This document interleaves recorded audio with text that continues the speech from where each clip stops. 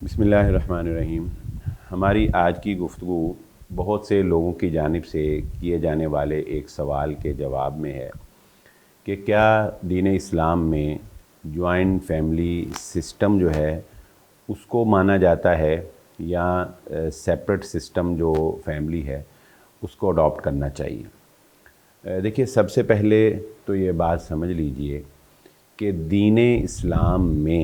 اللہ رب العزت نے قرآن مجید میں اور محمد الرسول اللہ صلی اللہ علیہ وآلہ وسلم نے احادیث مبارکہ میں فیملی سٹرکچر کے بارے میں ایسی کوئی بھی پابندی عائد نہیں کی کہ انسان شادی کے بعد جوائنٹ فیملی سسٹم میں رہے یا انسان اپنی بیوی کے ساتھ ایک سیپریٹ ماحول میں زندگی گزارے۔ شریعت نے یہ امور جو ہیں یہ عرف کے مطابق معاشرتی تہذیب، اپنے وسائل اور اپنے لائف سٹائل پر ہی ان کو اوپن رکھا ہے، یعنی جس طرح سے کسی انسان کو سوٹ کرتا ہے زندگی گزارنا اس کو اس طرح سے زندگی گزارنی چاہیے۔ اور اس میں ظاہری سی بات ہے کہ ہر انسان نے اپنے وسائل کو بھی دیکھنا ہے، اپنے مسائل کو بھی دیکھنا ہے، ضروریات کو بھی دیکھنا ہے، معاشرتی اور معاشی جو امور ہیں ان کو بھی مد نظر رکھنا ہے۔ تو ان تمام باتوں کو مد نظر رکھتے ہوئے اگر کسی انسان کو یہ لگتا ہے کہ وہ جوائنٹ فیملی سسٹم میں ایک اچھی لائف گزار سکتا ہے تو اسے جوائنٹ فیملی سسٹم میں رہنا چاہیے، اور اگر کسی کو یہ لگتا ہے کہ نہیں اسے جوائنٹ فیملی سسٹم میں پرابلم ہے لہذا اسے سیپریٹ لائف سٹائل جو ہے وہ اڈاپٹ کرنا چاہیے، تو وہ اپنا ایک الگ سے گھر جو ہے وہ لائف سٹائل میں جا سکتا ہے۔ لیکن اصل چیز کیا ہے؟ اصل چیز جو شریعت چاہتی ہے وہ یہ ہے کہ آپ کی زندگی خوشگوار ہونی چاہیے، زندگی میں وہ تمام امور جس سے اسلام نے منع کیا ہے وہ نہیں ہونے چاہیے۔ جوائنٹ فیملی سسٹم کے بہت سے فوائد بھی ہیں، کچھ نقصانات بھی ہیں، اسی طرح سیپریٹ رہنے میں فوائد بھی ہیں اور نقصانات بھی ہیں۔ آپ نے دیکھنا یہ ہے کہ آپ کی زندگی کو زیادہ فائدہ کس لائف سٹائل میں ہے، آپ کو زیادہ بہتر جو ماحول ہے یا آپ کی زندگی جو ہے خوشگوار کس ماحول کے اندر گزر سکتی ہے آپ اس کو گزاریں۔ البتہ جوائنٹ فیملی سسٹم کو سمجھانے کے لیے میں حدیث سے ایک مثال آپ کے گوش گزار کر دیتا ہوں۔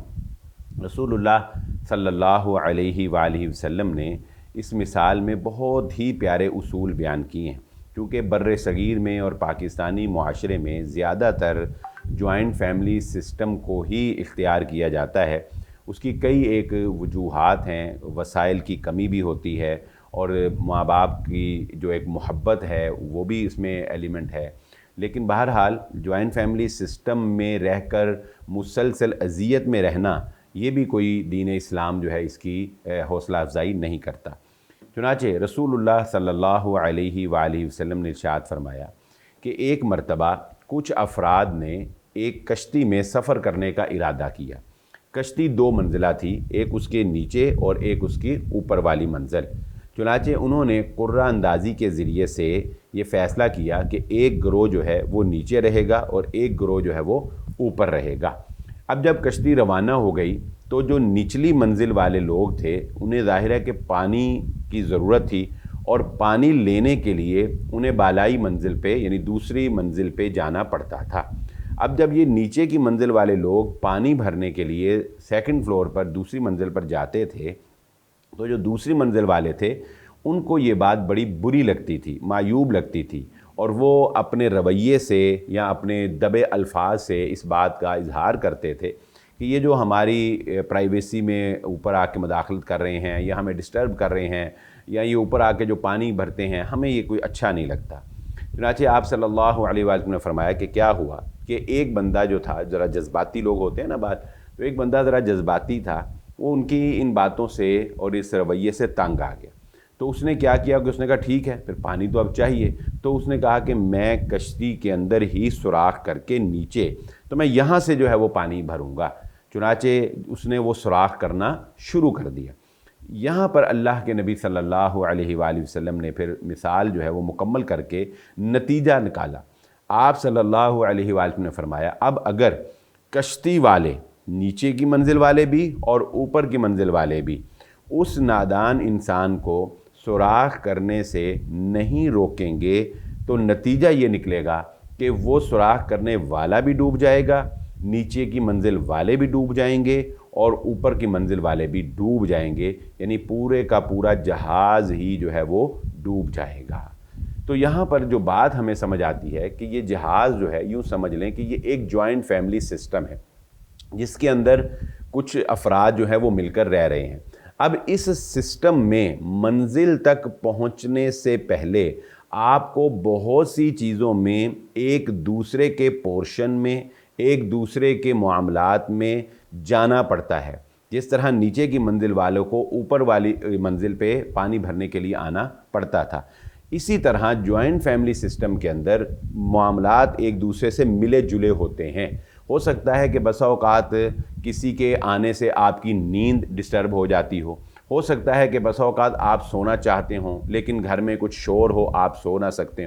ہو سکتا ہے کہ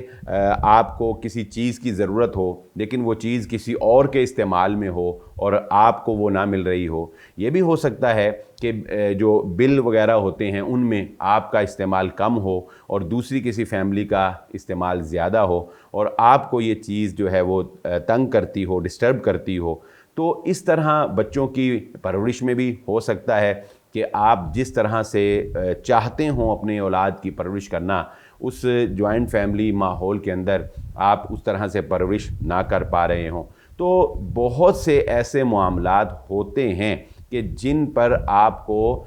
تکلیف محسوس ہوتی ہے یا جو آپ کو اچھے نہیں لگتے، لیکن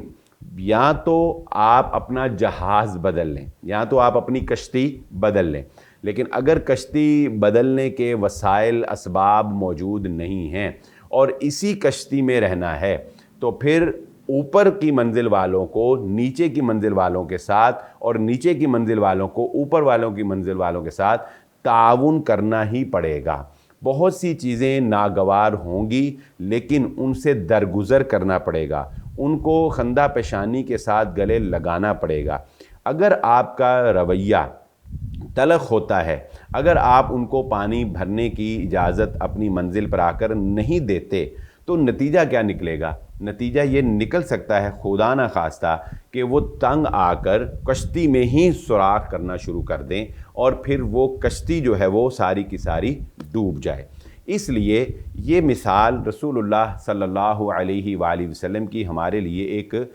مشعل راہ کی حیثیت رکھتی ہے۔ دوسری بات جو اس مثال سے ہمیں سمجھ آتی ہے وہ یہ ہے کہ اس جوائنٹ فیملی سسٹم میں جب آپ رہتے ہیں تو ہر انسان کا مزاج جو ہے وہ ایک جیسا نہیں ہوتا۔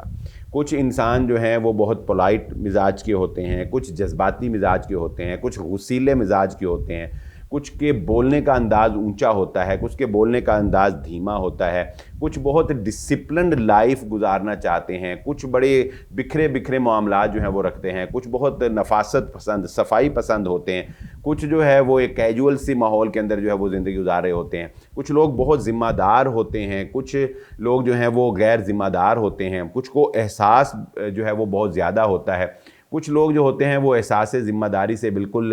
نابلد ہوتے ہیں۔ تو یہ سارا کچھ بہن بھائیوں کے اندر اور بیویوں کے اندر یعنی بھابھیوں کے اندر اور اسی طرح دیگر جو جوائنٹ فیملی سسٹم میں لوگ رہتے ہیں ان کے اندر مزاج کا یہ فرق جو ہے یہ لا محالہ ہوتا ہی ہوتا ہے۔ تو یہ بات بھی ذہن نشین رکھیں کہ ایسے افراد کو